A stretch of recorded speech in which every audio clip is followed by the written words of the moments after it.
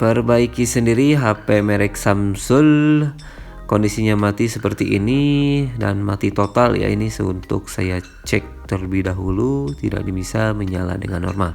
Jadi ini kondisinya punya teman saya, tadi ketemu pas di JNE ya. Pas saya ngirim barang ternyata ketemu teman lama.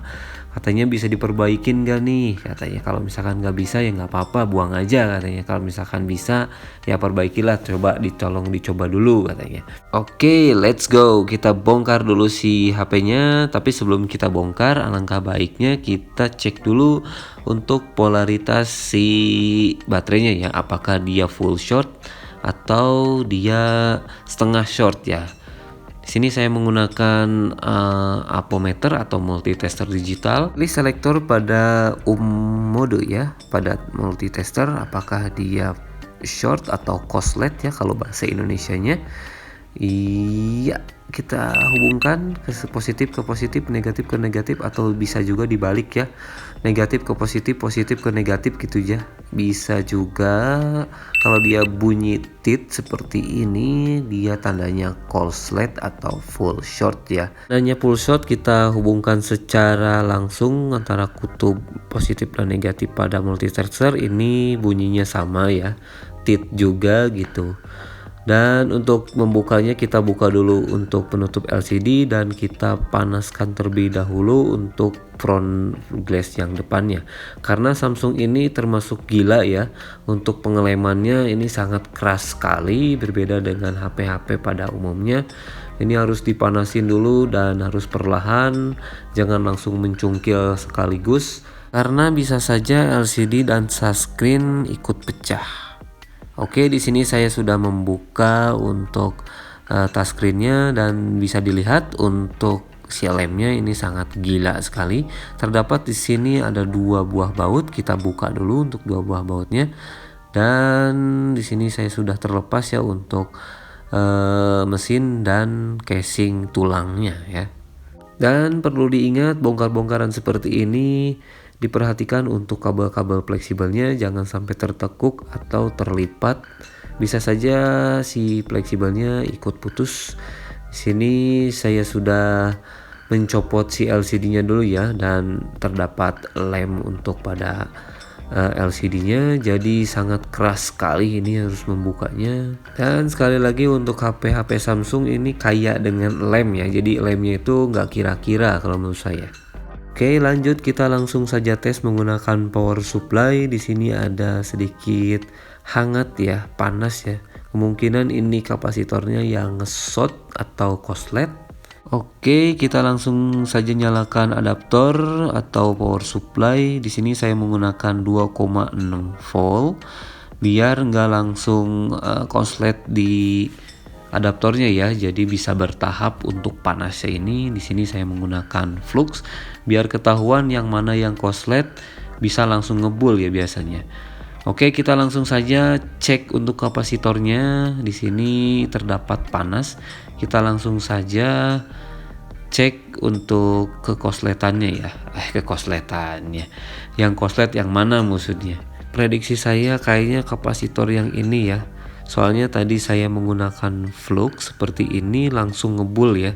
Untuk daerah situ ya, daerah kapasitor sebelah apa itu ya, saya nggak tahu, nggak hafal juga untuk baca skemanya. Ini saya meraba-raba saja atau menerka-nerka saja yang mana yang korslet karena ini full short, jadi sedikit agak lebih mudah ya dibanding yang nggak full short. Tester positif letakkan pada negatif dan hubungkan yang negatif kepada kapasitor yang dianggap korslet. Ya, di sini terdapat korslet ya. Di sini bunyi, mungkin terdakwanya ada di salah satu kapasitor ini ya.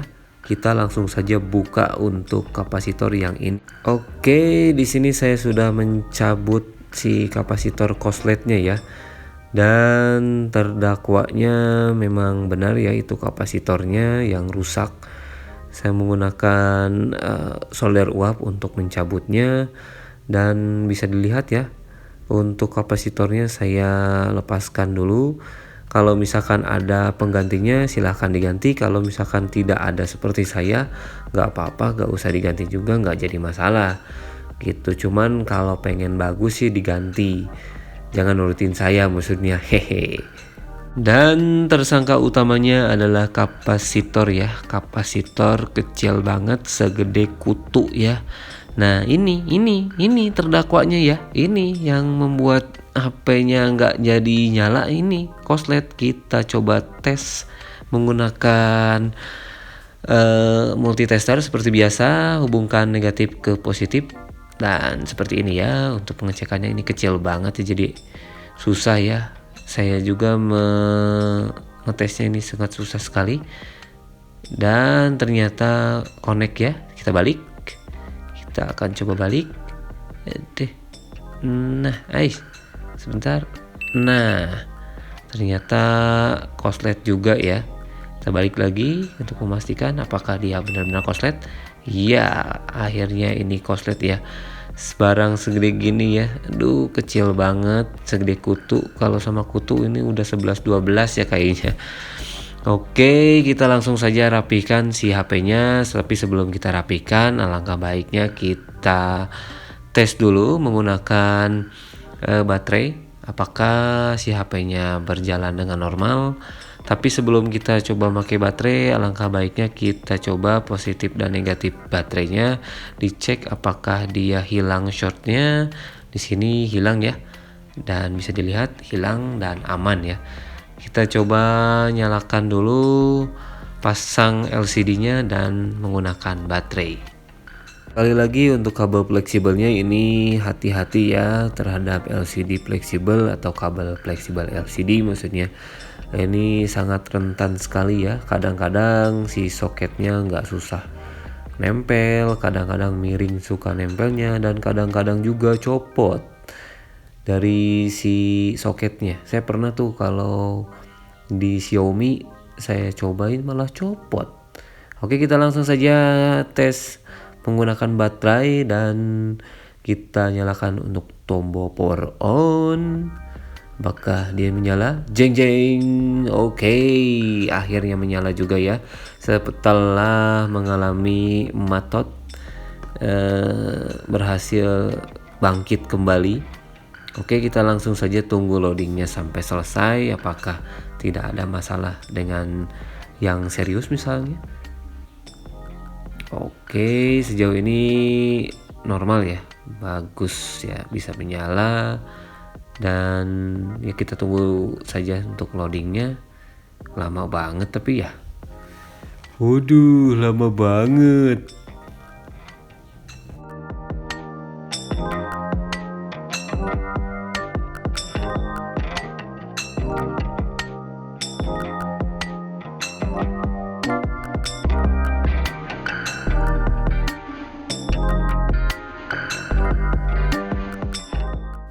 Nah, HP-nya sudah menyala. Tadi loadingnya sedikit lama banget ya, mungkin udah kepenuhan data ya. Di sini di pola lagi ya, saya gak bisa ngetes apa-apa ya. Syukur-syukur semoga aja tidak ada kendala yang serius. Soalnya saya tidak akan memasang lagi untuk kapasitornya yang di sebelah sini ya. Tapi nggak sedikit ada hangat atau apa, mungkin ya lumayan lah. Kalau misalkan ada gantinya sih semoga aja diganti. Dan tersangkanya ini ya kecil banget ya ini ya. Kalau misalkan ada gantinya ya silahkan diganti. Kalau misalkan nggak ada yang gantinya nggak usah diganti juga, nggak apa-apa. Kita akan langsung saja rapikan lagi ya. Untuk si casing-casingnya kita akan rapikan dulu. Sebelum kita pasang lagi ke casingnya, langkah baiknya kita bersihkan dulu bekas-bekas dari lemnya. Di sini lemnya sangat super ya. Kalau menurut saya ini berlebihan ya. Banyak banget dan susah juga untuk mengangkat. Ini kalau misalkan nggak pakai solder uap atau blower kayaknya nggak bakalan kebuka ya. Di sini sudah saya bersihkan juga untuk LCD-nya dan front glass atau touchscreen-nya juga saya bersihkan terlebih dahulu sebelum kita pasang kembali pada body-bodinya. Oke, di sini saya akan pasang dulu bracket belakang atau tutup ya. Tutup belakang biar rapih kembali seperti sedia kala. Hehe. Oke, saya akan merapikan dulu dan saya akan baut lagi seperti semula dan jangan sampai ada baut yang tertinggal.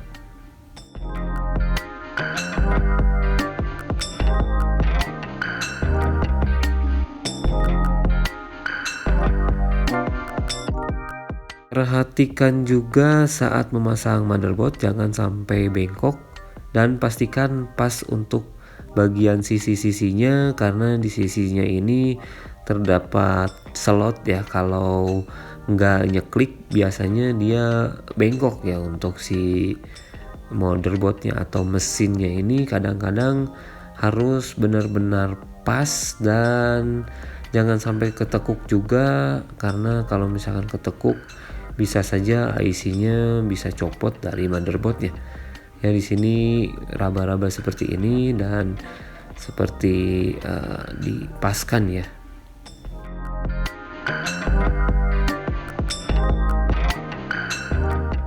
Jangan lupa pasang-pasang lagi baut-bautnya, jangan sampai ada yang tidak terbaut. Sini menggunakan bautnya 4 buah ya, di atas 2 dan di bawah juga 2.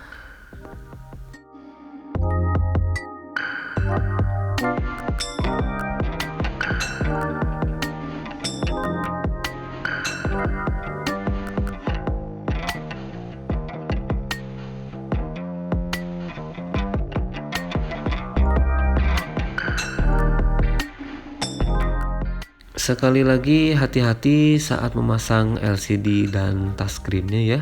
Jangan sampai si kabel-kabelnya tertekuk karena kabelnya ini sangat rentan sekali putus ya.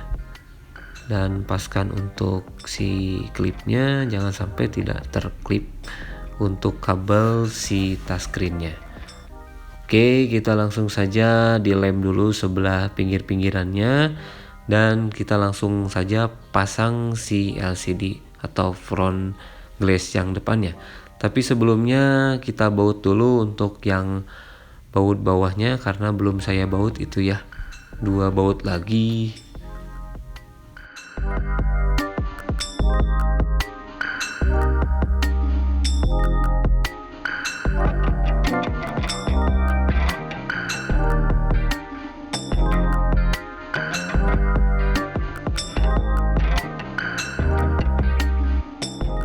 Iya, di sini saya menggunakan lem B7000 ya karena sudah terbukti khasiatnya.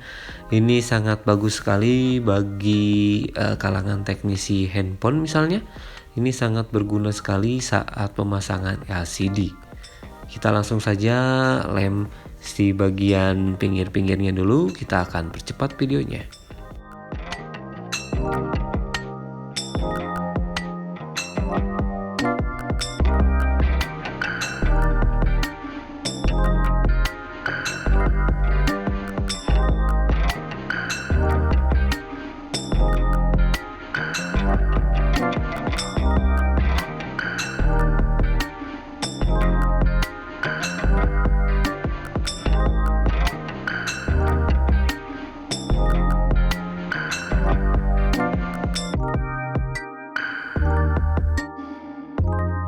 Iya, pemasangan lem sudah selesai. Sekarang tinggal pemasangan LCD-nya. Di sini hati-hati ya, jangan sampai tertekuk atau nggak ngepas, harus pas ya. Pastikan pas untuk layar LCD-nya dan berikut juga pas dalam si LCD-nya, dalam bawahnya maksudnya ya. Hati-hati untuk kalau belum ngepas, dipastikan dipasin dulu, jangan sampai langsung ditekan karena bisa saja bisa krek dan pecah gitu ya. Oke, lanjut kita pasang untuk kabel LCD-nya, jangan sampai tidak terpasang dan jangan sampai tidak tertutup untuk bagian belakangnya. Di sini saya akan tunggu dulu sampai 15 menitan biar si lemnya benar-benar kering.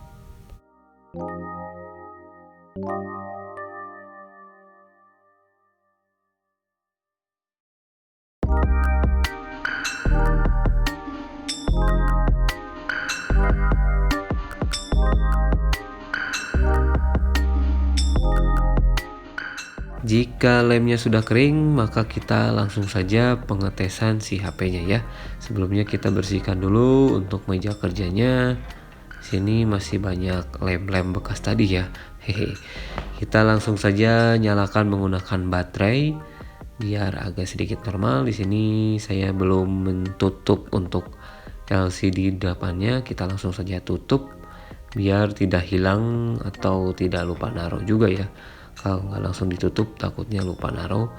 Kita langsung saja nyalakan kembali, dan sebelum kita nyalakan, kita alangkah baiknya kita tutup dulu untuk si belakangnya ya. Kita nyalakan, apakah menyala? Ya, menyala ya. Oke, mungkin sekian dulu dari saya. Thanks for watching and see you next time. Dan jangan lupa klik like dan juga subscribe, dan semoga saja video ini membantu kalian semua. Dan sampai jumpa di kesempatan berikutnya, dan sampai jumpa juga di video selanjutnya juga. Saya Ridwan, dodo, dan jangan lupa klik like dan juga subscribe. Yuk.